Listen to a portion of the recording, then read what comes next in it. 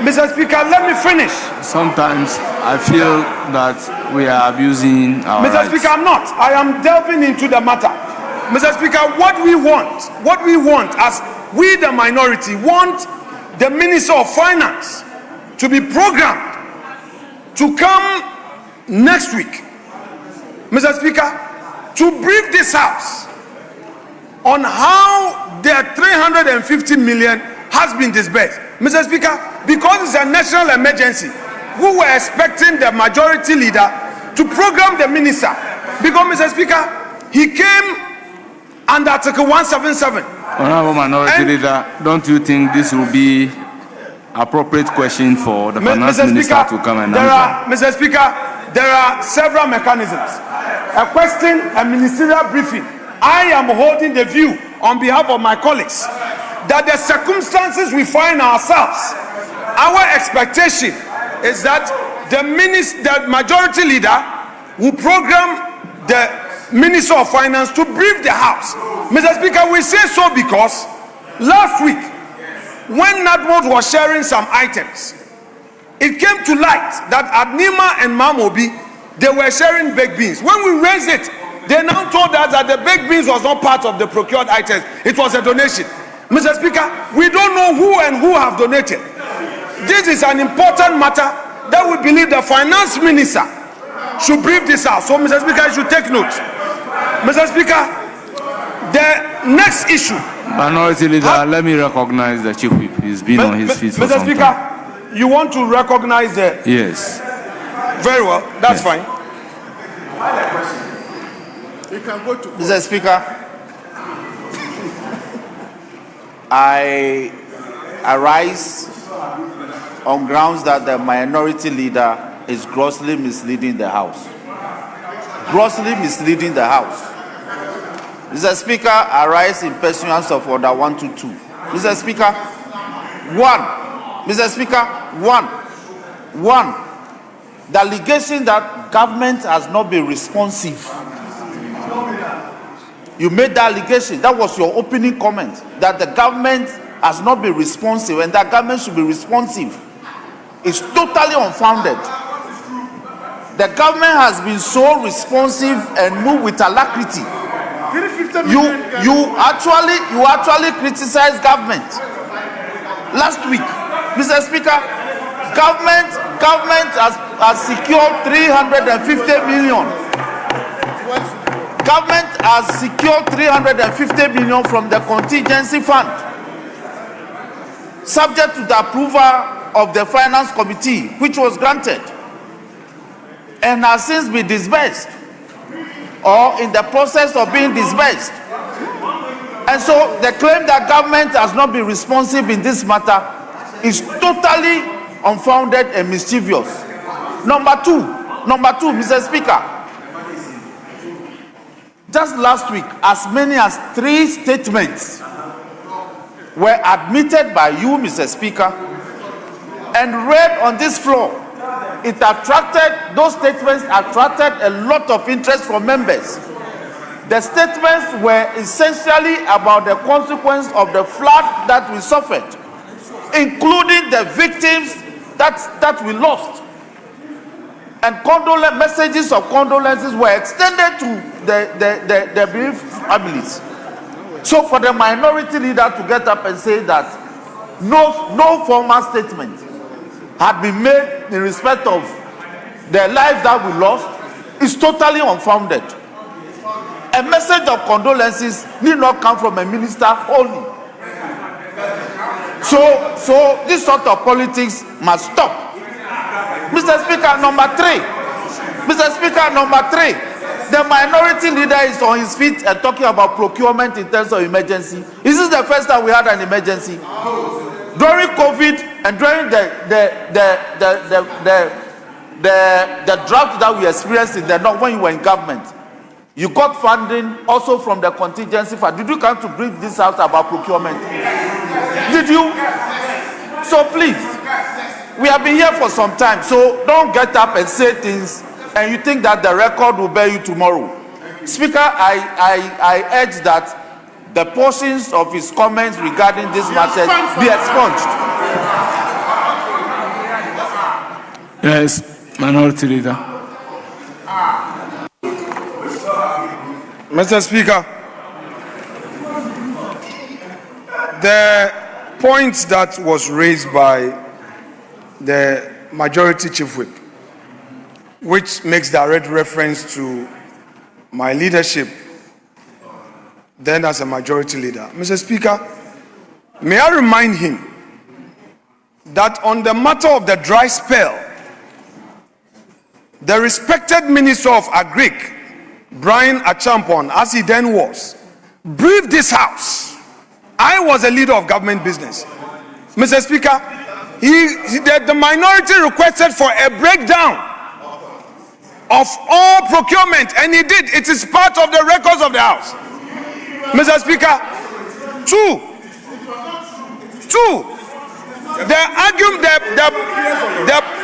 the issue before this House, which I am raising, is that we have not heard the government making a declaration with respect to what has happened to those who lost their property and those who lost their lives.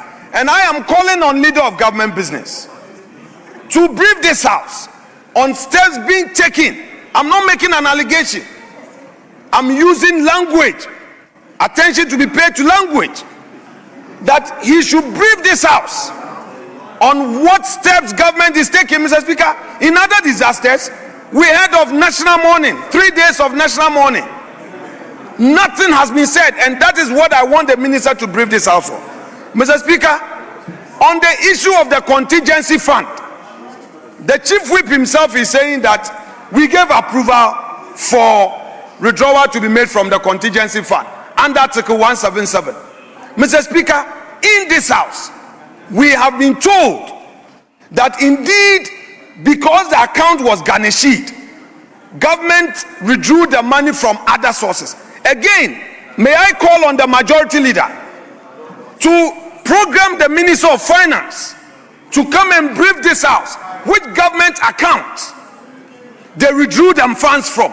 And two, the Attorney General and Minister of Justice should come and brief this House which entity, which party, which agency, which institution, which individual garnished government account. The full dossier must be furnished this House. It's very important because, Mr. Speaker, to garnish a contingency account of the state is very serious. The Attorney General must fully brief this House how the AG was involved and how come, and indeed whether or not they have appealed the decision, and what is the status of that account. Mr. Speaker, the next point I want the minister, the Leader of Government Business to brief this House has to do with, Mr. Speaker, the Ministry of Agric. Mr. Speaker, may I plead with the Leader of Government Business to program the Minister of Agric to come and brief the House on the status of the Nkukon Kitinkiti initiative. Mr. Speaker, the minister is on record to have said that the beneficiaries have consumed the beds. Mr. Speaker, we want clarity as a House, because, Mr. Speaker, this was supposed to be an entrepreneurial venture where they are supposed to pay back. May we know the status of it, Mr. Speaker. And finally, Mr. Speaker, finally, yes, this one. Mr. Speaker, finally, can the Minister of Justice and Attorney General be programmed, Mr. Speaker, urgently to come and brief this House on the activities of IOCO. Mr. Speaker, we are a House with oversight responsibility. Mr. Speaker, there are things that are happening. If we don't talk about it today, tomorrow, the other side may be wearing the shoe. Mr. Speaker, the Director of Communications of our party, Miracles Abuaji, was arrested and detained by Yoko at the airport. Mr. Speaker, he has been in custody for over 3 days. We are not against accountability. We are against the Rambo style. Mr. Speaker, our colleagues should not be up in arms. It can be them tomorrow. Mr. Speaker,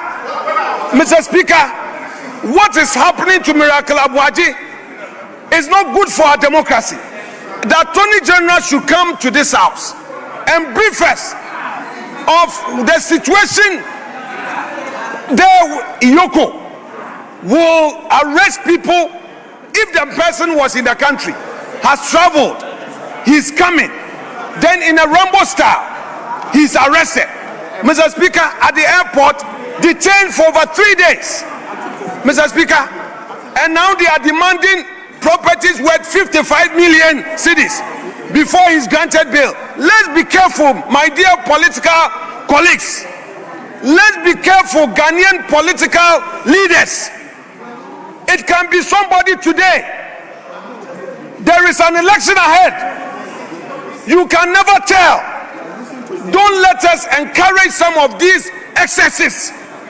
And when we talk about it, don't look at it with a partisan lens. It can be you. Today, we hear what is happening at Gold Board. There are all manner of allegations at Gold Board. We know all manner of allegations in various state institutions. You are also in charge of the coffers. You are in charge of the purse. Be careful. Don't ask somebody. He has a wife and children. Already the man was affected by the flood. He lost everything. He's already traumatized. Miracle Abuaji is already traumatized because of the flood. Then to worsen it, you detain him for 3 days and you say if he wants his freedom, he should bring properties worth 50 million cedis. How do you do this? And this is not something that must attract a partisan reaction. It is a human rights issue. The Attorney General must come to this house and brief us on what is happening. Mr. Speaker, it's not good for the politics of our country.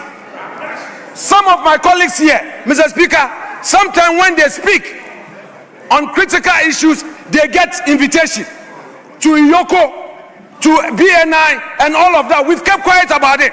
Now it has gotten to our party executives. We shouldn't do this to ourselves. Mr. Speaker, we shouldn't do this to ourselves. Iyoko can investigate. Honorable Minority Mr. Leader. Speaker, let me conclude on it. Please conclude. I'm concluding on it. Mr. Speaker, Iyoko can investigate. Iyoko can do it work with a human face. An invitation to Miracle Abuaji to appear before Iyoko would have solved everything. In any event, the man was already attending upon them. Anytime they invited him, he was there. Why the Rambo star? Our friends opposition should not be happy. Because you see, Mr. Speaker, not long ago, I was there. And some of them, when they cried upon some of us, we listened and we stopped some excesses. Honorable Minority so we'll Leader, keep quiet. please land safely. Mr. Speaker, I'm landing. Miracles Abuaji deserve justice. The country must not shut its eyes on the excesses by Iyoko. And Majority Leader, please program the Attorney General to come before this house and address us on what is happening at Iyoko. The human rights abuses, we will not take it as a house.